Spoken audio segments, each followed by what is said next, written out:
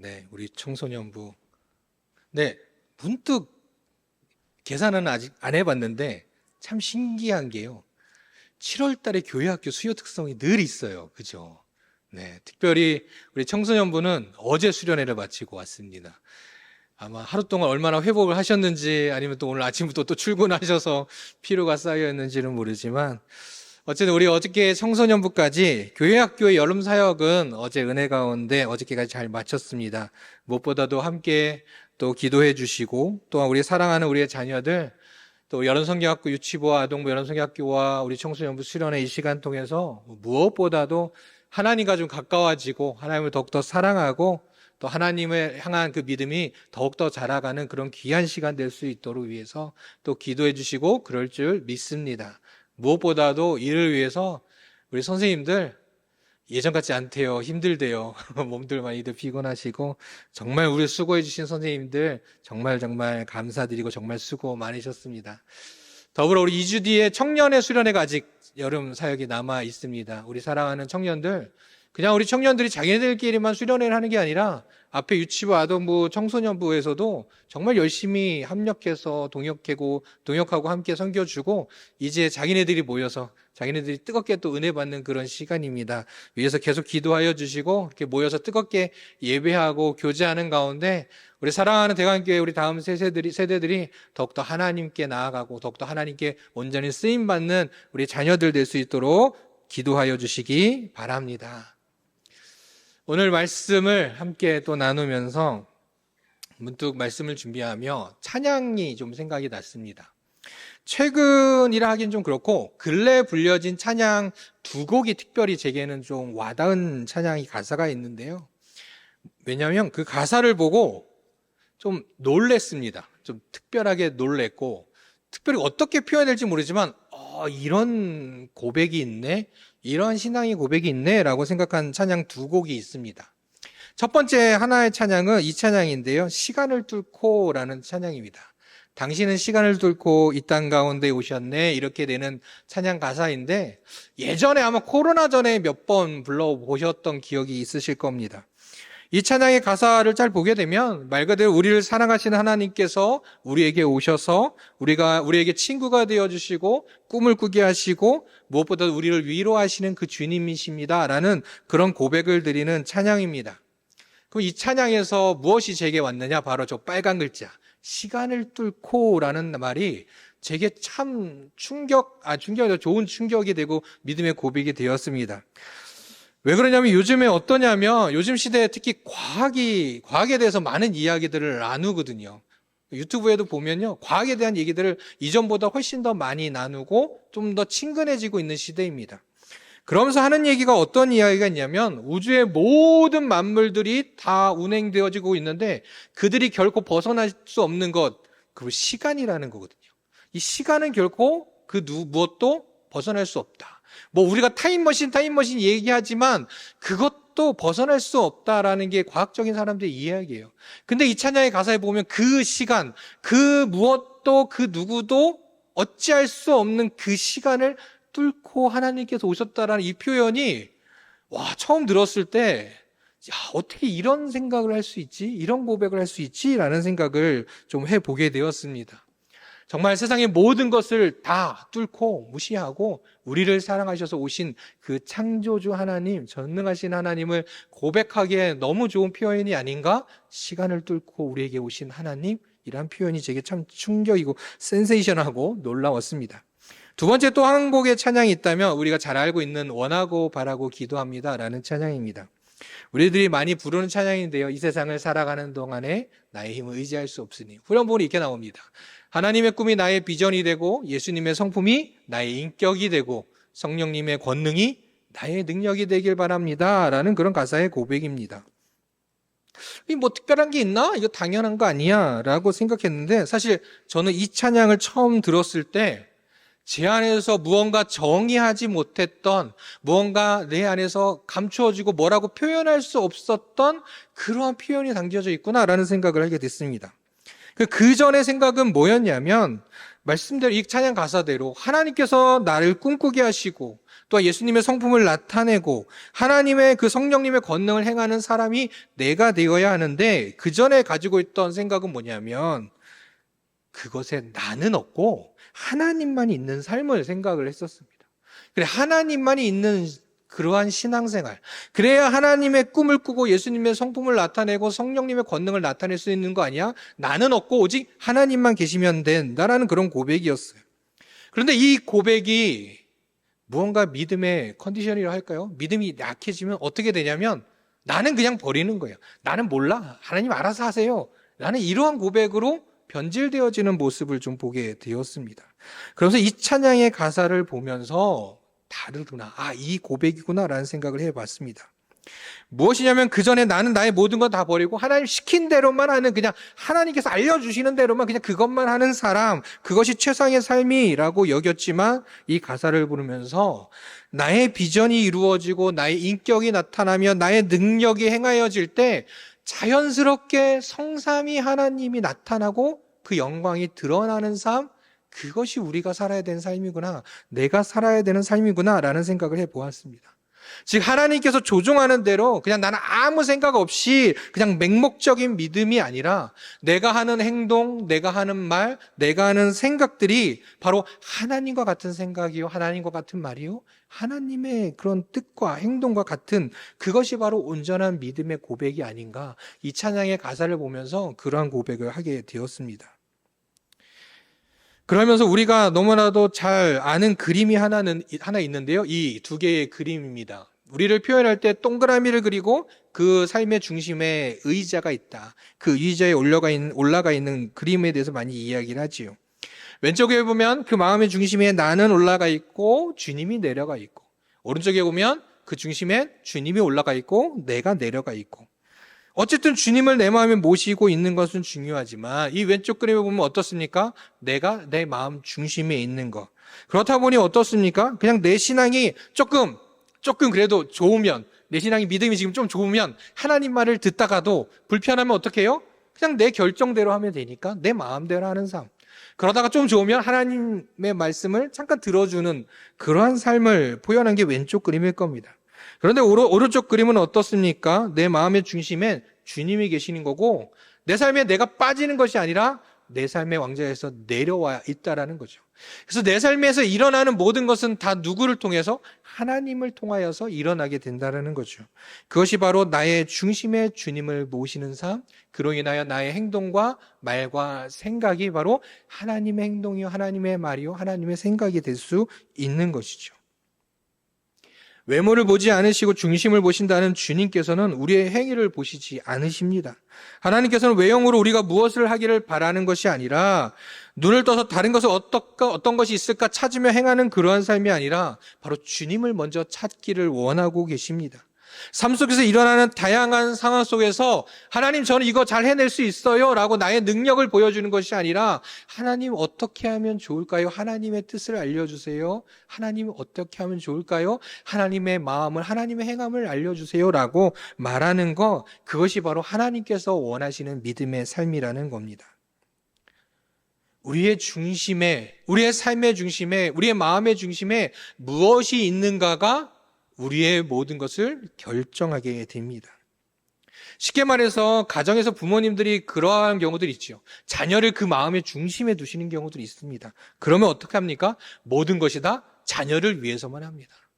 아빠는 이거 싫어하지만 애가 좋아하니까 먹어야 되고, 그죠? 또 아이를 위해서라면 우리에게 부족한 거, 우리는 갖고 싶은 것도 다 안 가져도 되고, 그 아이를 중심에 두고 사는 거. 또는 어떠한 사상이, 어떠한 생각이 우리 마음의 중심에 오게 되면 그러한 사상으로, 그런 생각들로 보게 되죠. 그래서 신학들 중에서도 때로는 어떤 그 특별한 사상을 가지고 신학을 가지는 경우도 있습니다. 그래서 그 신앙을 가지고, 그 사상을 가지고 성경을 해석하고도 합니다. 그래도 그게 어느 정도 적용될 때도 있지만 때로는 어떻게 됩니까? 잘못된 해석을 하기도 한다는 것이죠. 잘못되었음에도 불구하고 그 마음의 중심에 있는 생각이 있기에, 그 마음의 중심에 무언가 있기 때문에 잘못된 것도 옳다라고 여기게 된다는 것입니다. 그렇게 우리의 중심에 모셔야 할 것이 있는데 그것은 세상의 그 어떤 것도 아닌 바로 하나님을 우리 중심에 모셔야 한다는 것이죠. 사랑하는 성도 여러분, 주님을 삶의 중심에 모시고 사십니까? 또한 우리가 주님을 우리의 마음 중심에, 우리 삶의 중심에 모신다면 우리의 삶은 어떻게 변화되어져 갈까요? 나는 부족하고 연약하나 내가 가진 것 없지만 하나님께서 나의 중심에 살아계시면, 나의 중심에 계신다면 물론 나를 강하게도 하시지만 여전히 연약한 우리 대신 그 모든 것을 또한 주님께서 또한 채워주신다는 것이죠. 그렇게 하나님께서 나의 중심에 계실 때 바로 우리의 삶은 하나님께 영광 돌리는 삶, 기쁨이 되는 삶이 되실 줄 믿습니다. 오늘 말씀을 통해서 하나님을 중심에 모시고 산 사람, 하나님께서 그 중심을 보시며 또한 나의 마음에 합한 자라 말하였던 칭하였던 그 다윗이 그가 만나는 세 가지의 그 상황들 속에서 하나님을 모신 자로서 어떻게 말하고 어떻게 행동하였는지를 우리가 너무나도 잘 알고 있는 말씀의 이야기지만 다시 한번 살펴보고자 합니다. 그러면서 우리의 삶을 좀 돌아보고요, 점검하고 우리 또한 다윗과 같이 하나님을 우리의 중심에 모셔서 우리도 하나님 마음에 합한 자들로 나아가기를 간절히 소망합니다.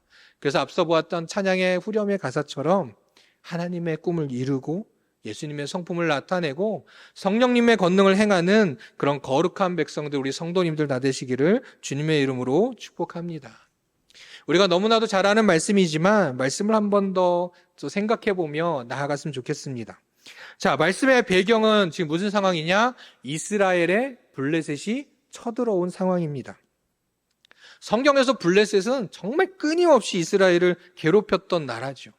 그 블레셋은 군사적으로만 그냥 나와서 싸움으로만 괴롭혔던 것이 아니라 정치적인 부분들도 있고요, 무엇보다도 영적인 부분으로도 이스라엘을 계속 흔들어댔습니다. 그들도 우상을 섬겼고 이 하나님을 계속 무시했기 때문이죠. 그들이 이번에도 군대를 모아서 이스라엘을 쳐들어왔습니다. 이제 진을 펼치고 전쟁을 취하려고 할 준비를 하고 있습니다. 자, 그런데 우리가 잘 알지 못하지만 이때 블레셋의 분위기가 이전과는 좀 다르죠. 무엇 때문에 그렇습니까? 바로 골리앗이라는 장수 때문입니다. 싸울 때, 전쟁을 하거나 무언가 싸울 때, 무언가 경기를 하거나 할 때 사람의 능력을 평가하는 여러 가지 요소들이 있지요. 크게 세 가지로 한번 생각해 본다면 이것이 있습니다. 하나는 힘입니다. 힘, 체력. 두 번째는 뭐가 있을까요? 전략의 능력, 지력들, 이런 것들이 있겠죠. 그리고 또 하나가 있다면 기술력입니다. 즉, 그냥 물론 힘이 좋은 사람들도 있고요, 또 전술을 잘 하는 영리한 사람도 있고요, 또 하나는 무기를 좋은 걸 갖고 있어도 됩니다. 그렇죠. 아무리 힘이 좋아도 총으로 쏘면 끝나잖아요. 무기를 갖고 있는 사람이 있을 수도 있습니다. 그래서 싸움은 무조건 힘만 세다고 해서 이길 수 있는 게 결코 아니죠. 때로는 지능적인 플레이를 하는 사람이 이길 수도 있고요, 때로는 좋은 무기를 가지고 있는 사람이 이길 수도 있습니다. 그런데 이 골리앗은 어떤 사람이냐? 쉽게 말해 이 세 가지를 다 가지고 있는 사람입니다. 아주 불공평합니다. 세 가지를 다 갖고 있어요. 그의 키는 3m에 달합니다. 그냥 키만 큰 것이 아니죠. 그냥 키만 멀 때까지 큰 사람이 아니라 그 키에 맞게 힘도 그 누구도 대적할 수 없는 큰 힘을 가지고 있는 사람이었습니다. 그리고 그가 가지고 있는 무기들도 그 무엇과도 비교할 수 없을 정도의 무기도 가지고 있었습니다. 그리고 그냥 그것으로 그친 것이 아니라 매우 지능적인 모습도 봅니다. 전쟁을 했으니 내가 세니 우리 무조건 나가 이스라엘 치자라고도 할 수 있었지만 블레셋은 어떻게 합니까? 한 명씩 나와서 1대1로 싸우자라고 이야기를 합니다. 이 전쟁에서 자신을 돋보이게 하려고 하고 있고요, 그로 인해서 승리를 만들어가고 그로 인해 블레셋의 승리를 만들려고 하는 지능적인 모습이지요.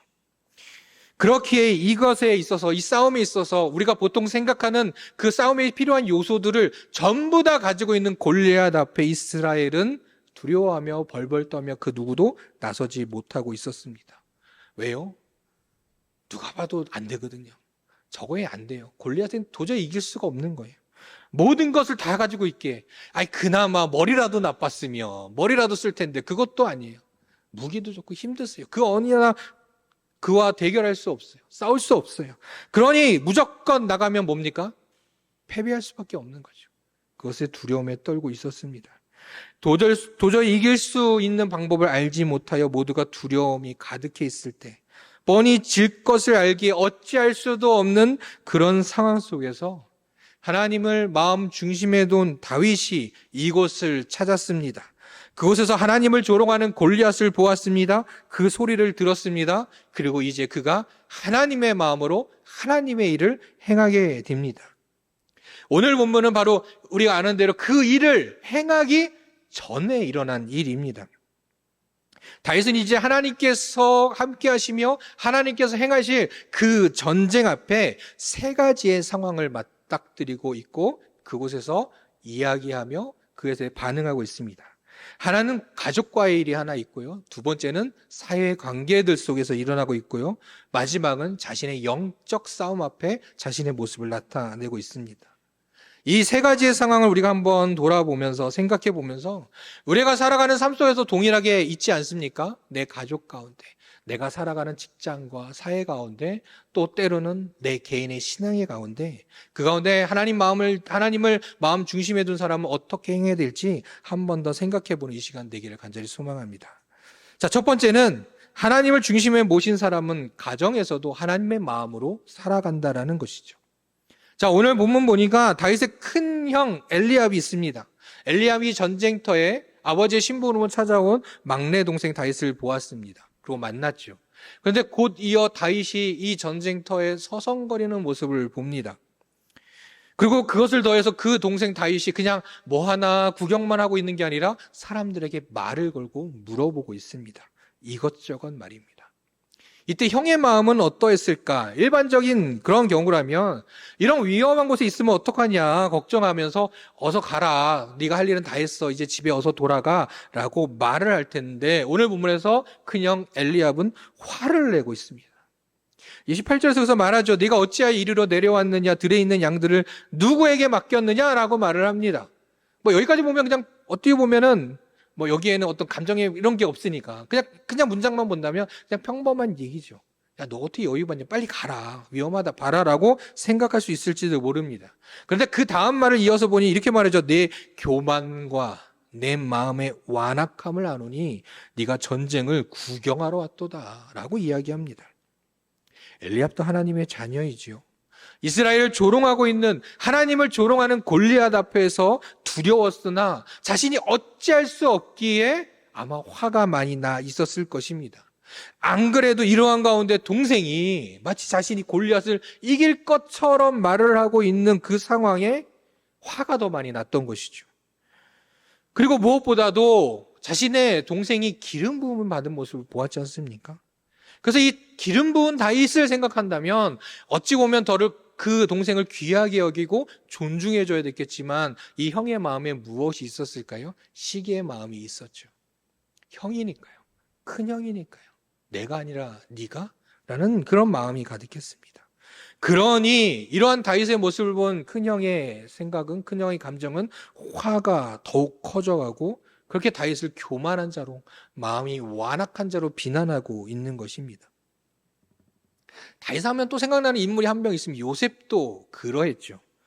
11번째 아들이었지만 아버지의 사랑을 독차지하고 있었던 이 요셉도 꿈을 꾸었다면서 형들이 자신에게 고개를 숙일 거라고 이야기하며 안 그래도 형들의 미움과 시기를 받던 요셉 또한 미움과 시기를 받게 됩니다. 죽임을 당할 위기까지 갔지만 노예로 팔려버리게 되지요. 요셉도 다윗도 그렇게 형들에게 미움과 시기를 받았던 사람들입니다. 그런데 그들이 그렇게 형들에게 미움과 시기를 받았던 것은 결국 그들이 교만하거나 이 엘리압이 말한 것처럼 그들의 마음이 완악하거나 악해서 그런 게 아니라는 것이죠. 물론 요셉이 자신의 꿈을 굳이 왜 형들한테 이야기했을까라는 부분과 굳이 왜 저 어린 다윗이 굳이 전쟁터를 심부름만 하고 빨리 가지 왜 서성거리고 있었을까라는 모습을 보면서 어떤 이들은 그냥 문학적으로 그냥 그 텍스트를 보고 해석하고 분석할 때 어려서 철이 없어서 라고 분석하는 평가하는 이들도 있습니다. 그런데요 보면 볼수록 그렇지 않습니다. 요셉과 다윗은 대표적으로 성경 인물 중에 하나님과 늘 동행하던 자들이었고요. 그들은 하나님을 마음의 중심에 두었던 이들이었습니다. 그래서 그들 중심에 하나님이 계셨기에 그냥 하나님께서 하나님의 주신 그 마음으로 그대로 행하였던 것이죠. 그러나 그들을 어려서부터 잘 알고 있었던 형들이었기에 그냥 인간적인 시각으로 동생들을 바라보았고 이 동생들의 행동에 비난하고 그 동생들에게 화를 내고 그 동생들에게 악을 행하였던 것입니다. 그런데 여기서 보시기 바랍니다. 마음에 하나님을 둔 이들은 형들과 다르게 형들의 이 미움과 시기 앞에 자신들이 잘못한 게 없었기에 어쩌면 화를 낼 수도 있었지만 그들은 결코 형들에게 대항하지 않습니다. 지금 상황에서 다윗은 바로 형이 아닌 그의 분노는 어디로요? 골리앗으로 향해 있었기 때문이죠. 하지만 형은 골리앗이 아닌 누구에게요? 동생 다윗에게 분노를 향하고 있었던 것입니다. 그렇게 다윗은 골리앗을 향한 이 분노가 무엇이 잘못입니까? 라고 되묻고 있고요. 더불어 이 분노가 바로 하나님 앞에서 정당한 것이다, 옳은 것이다, 하나님의 마음이다 라는 것을 표현해 주면서 어찌 보면 자신을 공격하고 비난하고 있는 형에 대하여 더 분노하고 대적한 것이 아니라 그냥 그 형의 분노를 그냥 간단하게 가볍게 받고 아무 일 없던 듯 그대로 자신은 자신의 일을 계속 이어갑니다. 우리가 흔히 범하는 실수가 있다면 바로 우리 가족을 대할 때가 아닌가 생각이 듭니다. 너무나도 잘 알고 있고 누구보다도 또한 누구도 알지 못한 어떤 연약함도 우리 가족에 대해선 잘 알고 있지요. 그렇기 때문에 때로는 같은 믿음의 사람들이라 해도 우리는 하나님의 마음이 아닌 인간적인 눈으로, 인간적인 시각으로 우리의 가족들을, 우리의 자녀들을, 때로 우리 부모님들을 바라보지 않습니까? 그것으로 이해하고 그것으로 평가하고 그것으로 판단하려고 하진 않습니까? 때로는 그것이 잘못돼서 정작 싸워야 할 대상을 헷갈리기도 하는 것. 마치 엘리압이 지금 골리앗과 싸워야 하는데 누구하고 싸웁니까? 동생 다윗과 싸우려고 하는 그러한 모습을 갖는 것처럼 말입니다. 영적으로 우리가 상대해야 될 것은 바로 사탄이요 악한 영들이건만 두려움에 사로잡혀서 실수로 가족들을 향하여 자녀들을 향하여 그렇게 행하는 것, 그렇게 행하는 실수를 범하는 것이 때론 우리의 모습은 아닙니까? 오늘 찬양 가사 중간에 보니 예수님의 성품이 나의 인격이 되는 삶을 이야기합니다. 우리는 가정에서도 하나님을 나의 마음 중심에 둔 믿음의 사람들로 살아가야 합니다. 결코 우리의 대적과 착각해서는 안 된다라는 것이죠.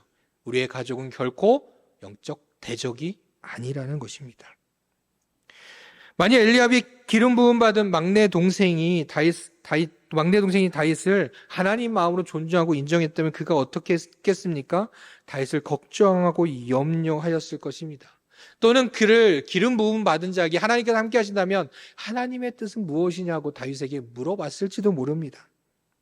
굳이 기름 받은 다윗이 아니라 할지라도 믿음 안에 있는 동생이요 가족이기 때문에 염려하고 걱정하며 다윗을 다독여줬어야 되는 것이 형 엘리압의, 아니 하나님을 마음 중심에 둔 사람이 해야 될 형의 모습이었죠. 그러나 그러지 못했습니다. 그는 여전히 하나님이 아닌 인간적인 생각으로만, 자신의 감정으로만 동생에게 쏟아내었던 것이고 그를 비난하고 싸우려 했던 것이죠.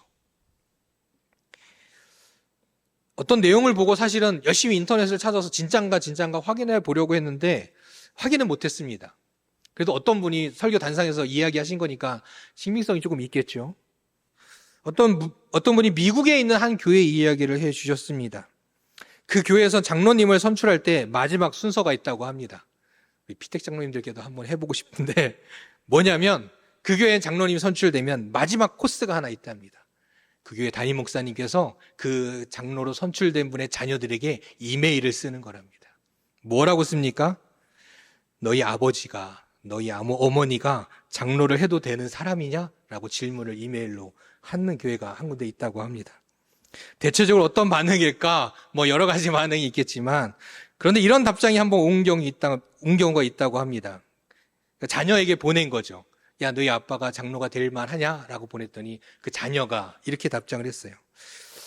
하면서 2년 전이었으면 안 됐을 것 같은데 지금은 괜찮은 것 같습니다. 이런 말을 했다고 합니다. 그러면서 그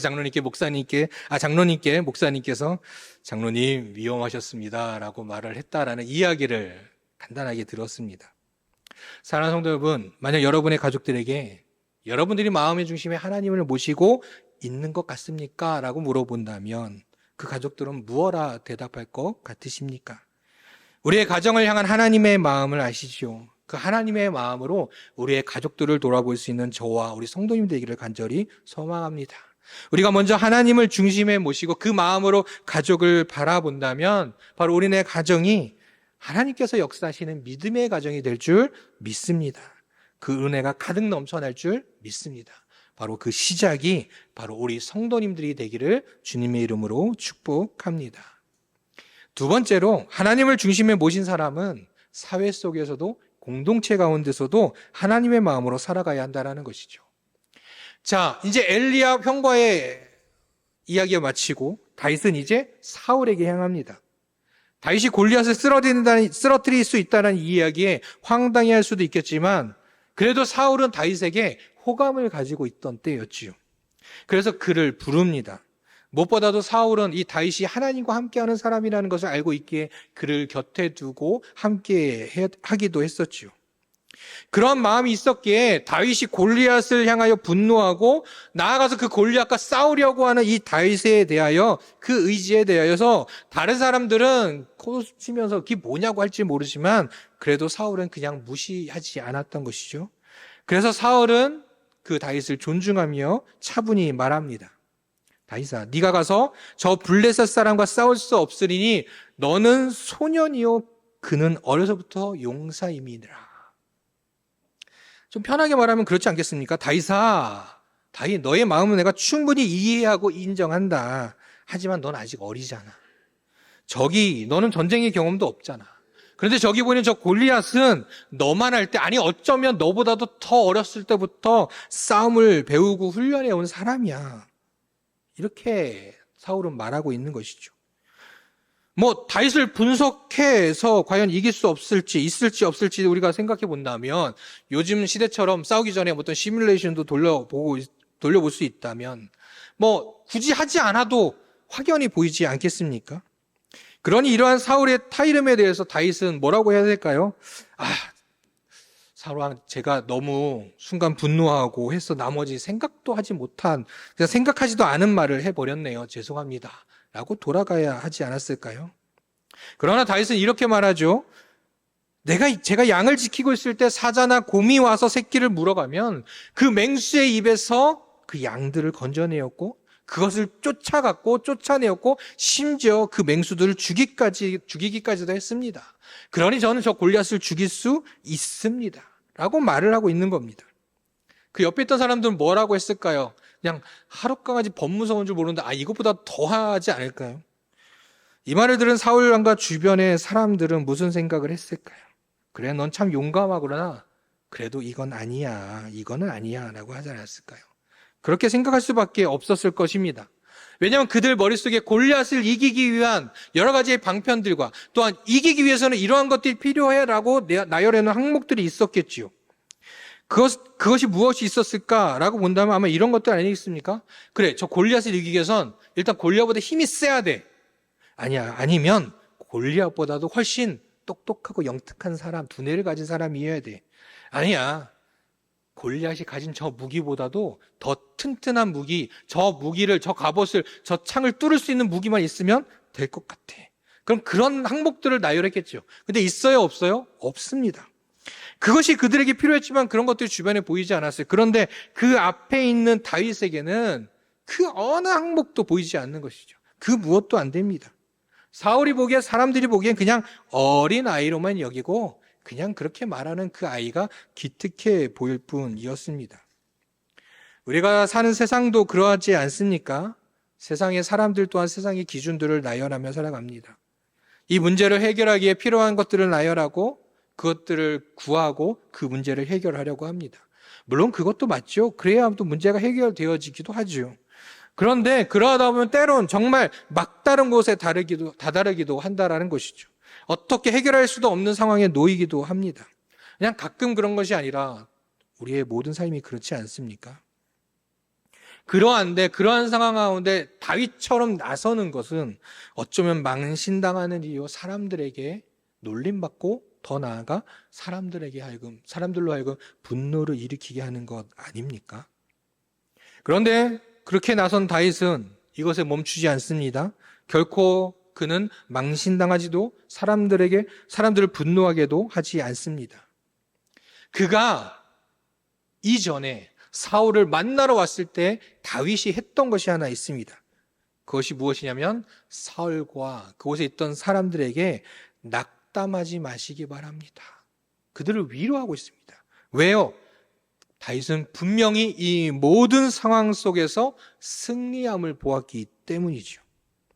다윗은 모두가 인정하지 못하는 정말 말도 안 되는, 조금만 더 말해도 지금까지 그냥 어린 것이 기특하다라고 여기는 거, 근데 조금만 더 말해도 분노를 일으키고 엘리압처럼 화가 나서 다윗을 비난하고 공격할지도 모를 상황 속에서 다윗이 무엇을 이야기하느냐?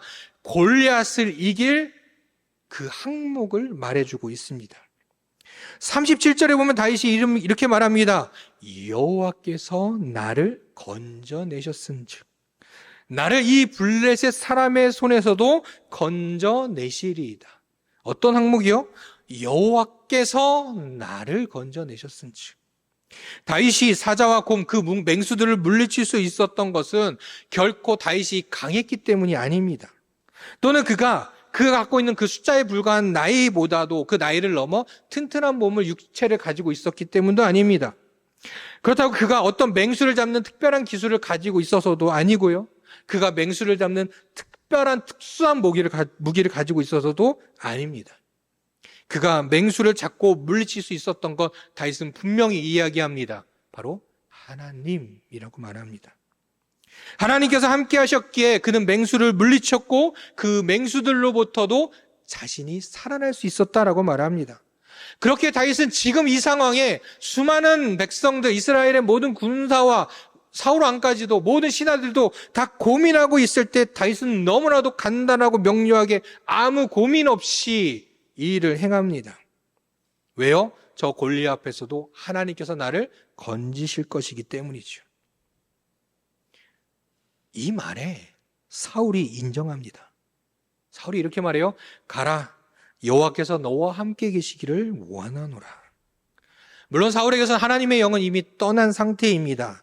그런데요, 성경에 사울의 인물을 좀 계속 보다 보면 그의 마음속에서 한 구석엔 끝까지 하나님과 함께 하고 싶었던 사람입니다. 그러나 그것을 알면서도 하나님과 함께하려 행하지 못하였고 끝까지 하나님을 사랑하지 못하고 자신을 더 사랑하고 그 중심에 하나님이 아닌 자신을 놓았던 사울이었기에 그는 이 상황 속에서 다윗과 같은 믿음도, 그런 행함도, 그런 생각도, 그런 말도 전혀 할 수가 없었던 것이죠. 우리에게는 어떠한 것도 해결할 수 있는 열쇠가 하나 있는데 바로 전능하신 하나님이십니다.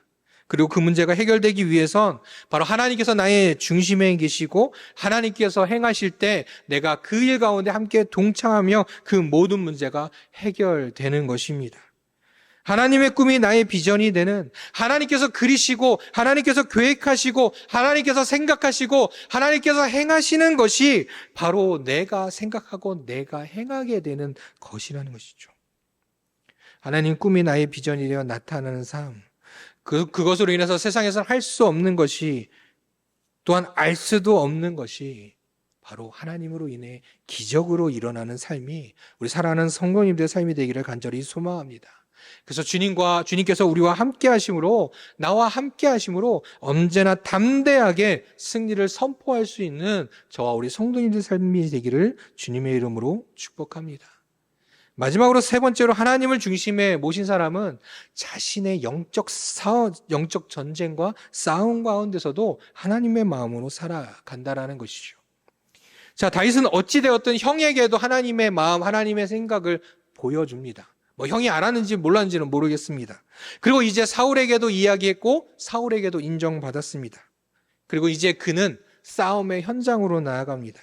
그것은 이제 1대1의 싸움입니다. 형도 있지 않고요, 사울도 있지 않고요, 그 누구도 있지 않습니다. 그래서 사울이 이 골리앗과 싸우려는 다윗을 열심으로 도와주려고 합니다. 그래서 그에게 자신의 것을 주죠. 사울이 자신의 것을 주었다는 건 그 나라에서 가장 귀한 것을 주었다는 것이죠. 말 그대로 가장 좋은 갑옷도 주고요, 가장 좋은 무기도 주었습니다.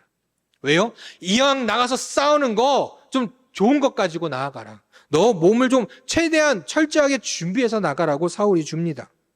그런데 다윗은 어떻게 합니까? 거절합니다. 그 이유는 자신에게 익숙치 않기 때문이라고 말해요. 그래요. 이 익숙치 않음은 말 그대로 본다면 그냥 자신의 움직임을 좀 더디게 만들고 불편했겠죠. 그래서 익숙치 않아 거절합니다. 그러나 그 이면을 우리가 바라보게 된다면 다윗의 마음에 이것들이 자신을 지키는 것은 아니라고 생각하지 않았겠습니까? 또한 지금 그가 믿고 행하려는 하나님을 자신의 중심에 두고 자신이 행하려고 하는 것은 그냥 이 좋은 옷 입고 나가서 나를 보호해 주시는 하나님, 저 골리앗과 싸울 때 그냥 나 안 죽게만 해주시는 하나님, 그 하나님을 바라본 게 아니거든요. 무엇입니까? 저 골리앗과 대적해서 담대히 싸우고 자신을 구하는 것, 아니 저 골리앗을 쓰러뜨리는 것, 그것이 바로 하나님께서 분명히 자신을 통하여 행하실 것이라는 것을 다윗은 알았던 것이죠. 그렇기에 승리하게 하시는 하나님을 그 마음 가운데 두었기에 다윗은 이 갑옷과 무기, 그것과는 전혀 상관없는 이 갑옷과 무기는 내려놓고 자신이 하나님께서 자신과 함께 하실 때 늘 가졌던 막대기와 물매 그리고 돌 5개를 가지고 그 전쟁의 자리로 나아가는 다윗의 모습을 오늘 본문에서 볼 수 있습니다. 우리가 살아가는 가운데 영적으로 살아가는 영적인 전쟁 속에서 승리하는 삶을 살기 위해서 우리에게 무엇이 필요할까요? 하나님의 자녀로 그리스도인으로 자랑스럽고 또한 승리를 고백하며 살아가게 하는 것, 풍족한 복을 누리며 살아가는 것, 세상의 것들을 많이 갖는 것, 사람들이 부러워하는 것들을 가지고 살아가는 것, 그것이 우리의 영적 전쟁에서 승리하게 할까요? 그런 것이 하나님을 중심에 모신 사람의 삶일까요? 결코 그렇지 않다는 것 결코 그렇지 않다라는 것입니다. 그래도 있으면 더 낫지 않겠습니까? 아니요. 더 낫고 안 낫고의 문제가 아니라 그것들은 하나님의 마음과는 아예 상관이 없다라는 것입니다. 하나님과 함께함으로 우리의 영적 전쟁에서 우리가 승리하기 위해서는 무엇이 필요하냐? 하나님의 능력이 필요하고 그 하나님의 능력을 행할 때 우리에겐 승리가 있다는 것이죠.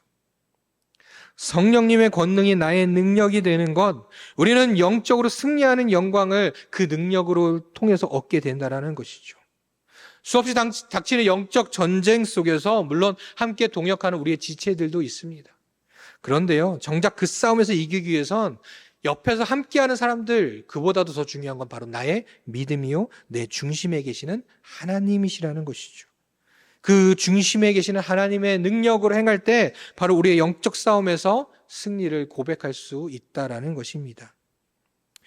이제 이 이후에 다윗이 나아가 싸우는 이 이야기는 우리가 너무나도 잘 알고 있습니다. 그런데 오늘 말씀을 보면서 한 번 더 이런 고백을 해봤습니다. 이 뒤는요, 중요하지 않다라는 거예요. 왜냐하면 하나님께서는 그 마음의 중심에 하나님을 모신 사람에겐 이미 승리를 주셨기 때문이라는 것이죠. 그 뒤는 중요하지 않습니다. 그렇게 나갔더니 진짜 이겼네가 아니라 바로 우리 가정의 삶의 자리에서 나 자신이 성령님의 능력으로 나아갈 때 바로 그것만으로 나의 중심에 계신 그 주님을 모셨을 때 그것만으로 충분하다는 것이죠. 이미 다 끝난 거예요. 예수님 말씀하시죠. 담대하라, 내가 세상을 이겼노라. 우리는 결과를 바라보고 생각할 것이 아니라 바로 그 결과로 가는 과정 속에 하나님의 마음으로 나아가야 한다는 것입니다. 그렇게 우리의 간증은 이러해서 이렇게 되었더니 이러한 결과를 얻게 되었어요. 이러한 결과가 너무 감사하지 않아요. 라는 간증보다도 저는 이러한 간증이 더 나았으면 좋겠습니다. 하나님의 마음으로 이러했어요. 주님을 내 마음 중심에 모시고 했더니 이런 일들을 내가 할 수 있게 되었어요. 다윗이 골리앗을 쓰러뜨린 그 전장이 간증의 자리가 아니라 다윗이 형과의 만남 속에, 대화 속에, 다윗이 사울과 함께했던 그 만남 속에, 그리고 이제 그 싸움을 나가기 위해 준비하는 그 시간이 바로 다윗에게 간증이 되었던 것처럼 우리의 믿음의 간증은 바로 하나님을 우리 마음의 중심에 모셨을 때 간증이 넘쳐날 줄로 믿습니다. 사랑하는 성도 여러분, 하나님의 꿈이 나의 비전이 되고 예수님의 성품이 나의 인격이 되고 성령님의 권능이 나의 능력이 되길, 이 찬양의 가사의 고백처럼 그렇게 하나님을 나의 중심에 모시고 우리의 말과 행동 그리고 생각들이 하나님의 마음이 되기를 간절히 소망합니다. 그러므로 인해 우리의 가정과 또한 나의 삶의 모든 자리에서 바로 승리의 삶, 또 그로 인해 주님께 영광을 올려드리며 살아가는 우리 사랑하는 성도님들의 삶 되기를 주님의 이름으로 축복합니다. 기도하겠습니다. 저희의 모든 삶을 주관하시며 역사하시는 아버지 하나님, 삶의 모든 자리에서 오직 주님의 마음으로 행하는 자가 되기를 간절히 소망합니다. 두려움에 휩싸이게 만드는, 또한 그것으로 인해 낙심하고 절망케 하는 상황들 속에서도 담대하게 주님의 마음으로 승리를 고백하며 영적 전쟁의 자리로 힘차게 달려나가는 저희 모두가 되게 하여 주시옵소서. 무엇보다도 이 밤 뜨겁게 기도하는 가운데 주님을 마음 중심에 모시는 그 은혜가 가득 넘쳐나는 이 기도의 자리, 이 밤 되게 하여 주시옵소서. 살아계신 우리 주 예수 그리스도의 이름으로 기도드립니다. 아멘.